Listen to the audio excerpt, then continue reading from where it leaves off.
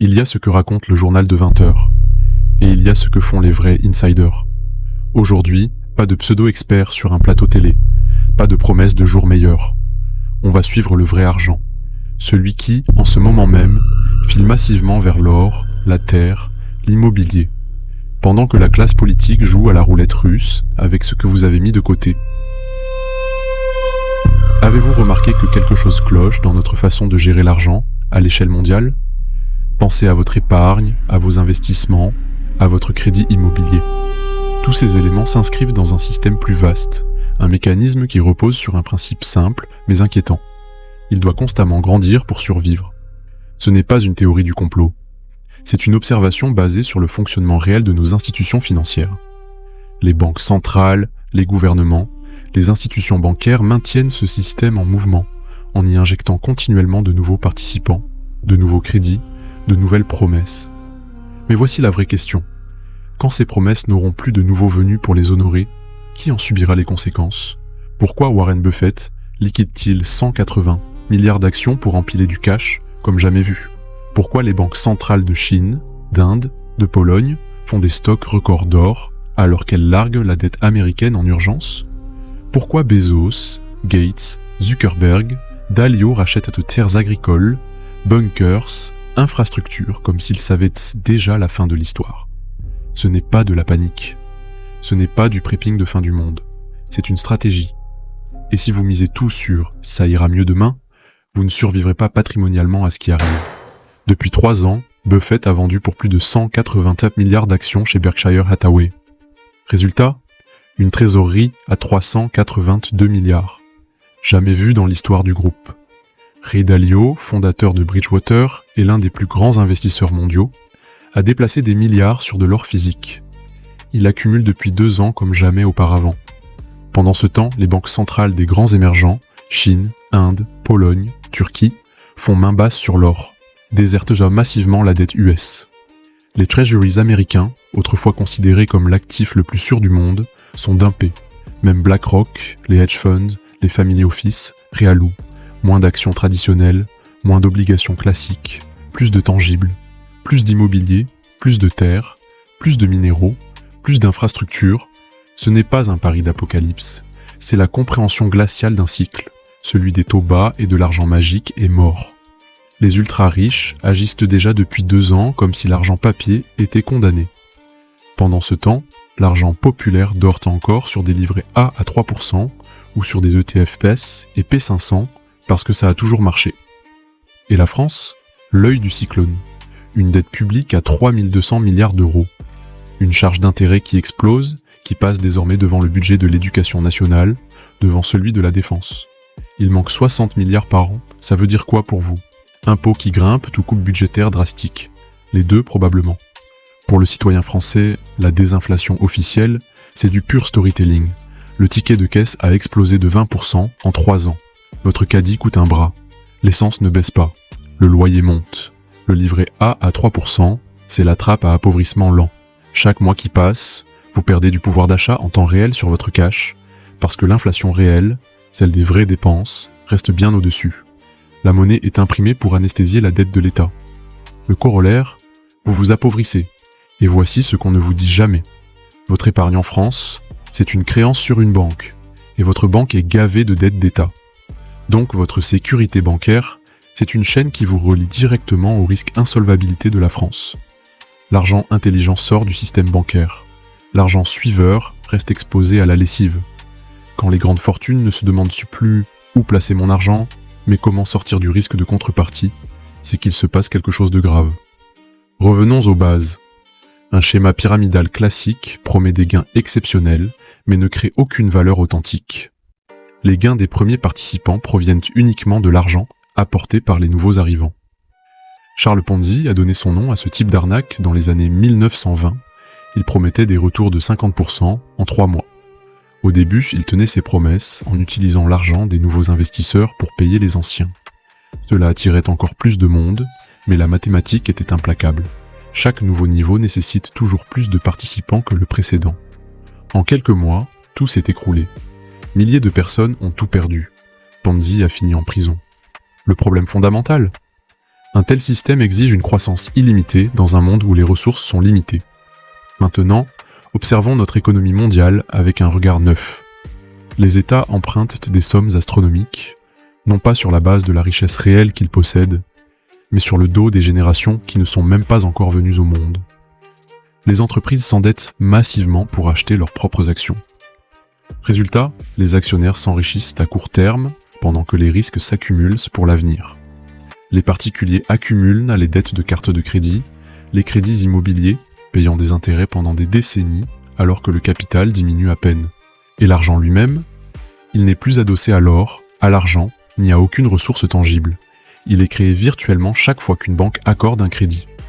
En 2024, une étude publiée par la Réserve fédérale américaine a mis en lumière le mécanisme de création monétaire par les rachats d'actifs. Les banques centrales achètent des titres, des obligations d'État, pour injecter de l'argent dans l'économie. Une pratique qui soulève des questions profondes. Comment la monnaie est vraiment créée? Qui en bénéficie? Et à quel prix pour vous? La vraie fracture de notre époque, c'est une guerre silencieuse entre la déflation technologique et l'inflation monétaire. La technologie crée une déflation naturelle. Elle rend tout moins cher, plus efficace et plus accessible. Regardez autour de vous. Votre smartphone est 1000 fois plus puissant qu'un ordinateur des années 90 pour 100 fois moins cher. L'IA fait en secondes ce qui prenait des mois. Les coûts de communication, de stockage, de calcul se divisent par 10, par 100, par 1000. En théorie, avec la tech, tout devrait devenir plus accessible, plus abondant, nous permettrait de travailler moins pour vivre mieux. Mais les États, drogués à la dette, forcent l'inflation monétaire. Toute la liquidité créée artificiellement cherche un refuge dans le tangible. Résultat, les valeurs refuges, immobilier, or, terre, énergie, alimentation, flambent pendant que les gadgets technologiques deviennent cheap. Voici le bug du système, des devices surpuissants pour pas cher, mais votre vie, votre logement, votre nourriture coûtent ça toujours plus cher. Et cette bataille silencieuse, prix qui devrait monter baisser, contre politique monétaire qui force l'inflation, c'est exactement ce qui pousse les ultra-riches à réallouer massivement vers le tangible. Il se passe quelque chose d'étrange dans les hautes sphères de l'élite mondiale. Jeff Bezos liquide des milliards d'actions Amazon pour acquérir des domaines agricoles autonomes en Nouvelle-Zélande. Des propriétés avec leurs propres sources d'eau, leur production d'énergie, leurs réserves alimentaires, des bunkers, de l'indépendance alimentaire et énergétique totale. Ray Dalio, qui gère 150 milliards chez Bridgewater, accumule de l'or physique comme jamais. Bill Gates est devenu le plus grand propriétaire terrien des États-Unis. 110 000 hectares de terres agricoles, pas pour le fun, pour la sécurité alimentaire. Mark Zuckerberg construit des compounds massifs à Hawaï avec infrastructures souterraines. Ces mouvements ne sont pas anodins. Quand les plus grandes fortunes du monde réallouent massivement leurs capitaux en même temps, c'est qu'elles anticipent quelque chose. Et ce quelque chose, c'est la compréhension que le système tel qu'on l'a construit n'a qu'une durée de vie limitée. Regardons 2030, 3 scénarios possibles, aucun n'est rose. Scénario 1, la liraïfication de l'euro. 4 à 6% d'inflation réelle chaque année pendant 10 ans. L'État se sauve sur votre dos. L'épargne se liquéfie. Les retraites diminuent, le niveau de vie baisse, le ressentiment monte, les ultra-riches, eux, sont blindés en or et en terre.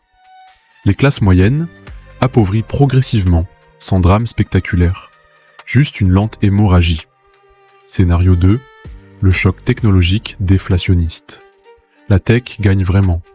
L'IA automatise tout. Les prix s'effondrent. Les salaires s'effondrent aussi. Dépression type 1929, effondrement du modèle social actuel. Chômage de masse. Les systèmes de retraite par répartition deviennent intenables. Réinitialisation totale. Scénario 3, le reset monétaire avec euro numérique programmable. Adoption forcée de l'euro numérique, piloté par l'État. Taux négatif imposé. Contrôle total des transactions. Traçabilité totale. Fin de la liberté financière. Argent qui expire, qui ne peut être utilisé que dans certains circuits. Liberté réduite à 0. Aucune ne laisse de place au statu quo. Aucune ne laisse de place au ça va s'arranger. Le monde d'hier est déjà mort.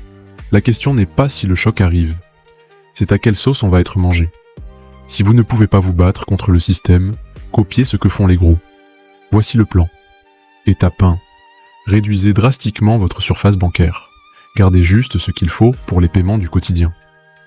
Le cash dormant en banque, c'est du lait sur le feu. Il s'érode, il est exposé au risque de la banque et de l'État. Étape 2. Retournez au tangible. Or physique. Immobilier que vous contrôlez vraiment. Terres agricoles si possible. Matières premières si qui servent réellement. Même à votre échelle, 5%, 10% de votre patrimoine suffit. Mais c'est une assurance. Étape 3. Maximisez votre capital humain. Savoir-faire, métiers techniques, compétences manuelles, réseau de proximité, apprendre à produire, réparer, arbitrer, être utile, pas juste remplir une case dans une corporation. Étape 4. Acceptez une vérité inconfortable. Tout ce que vous détenez en droit sur papier, actions, obligations, cash en banque, peut être effacé par un simple décret. Les précédents existent. La tangibilité, c'est la vraie couverture contre le défaut. Le défaut de l'État, celui de la monnaie elle-même. Vous ne pouvez pas imprimer de l'or. Vous ne pouvez pas décréter que la terre ne vaut plus rien. Vous ne pouvez pas annuler vos compétences. La grammaire des ultra-riches, c'est la tangibilité, la diversification, l'anticipation des cycles. L'ère des placements tranquilles, c'est fini. Vous pouvez rester dans l'illusion ou vous réveiller. Ceux qui bougent maintenant seront ceux qui sortiront grandis de la crise. Ceux qui attendent, ils subiront. À vous de choisir votre équipe, du papier qui promet ou des actifs réels. Dites-moi en commentaire quel scénario vous paraît le plus probable. La liraïfication, le choc tech, le reset numérique. Débattons. Abonnez-vous et activez les notifications, parce que le vrai choc n'a pas encore commencé. On va détailler chaque scénario, les dates clés, les signaux d'alerte à surveiller. À vous de voir si vous préférez l'anesthésie médiatique ou la lucidité inconfortable. Mais au moins, maintenant, vous saurez à quel jeu on vous fait jouer. On se retrouve dans la prochaine vidéo.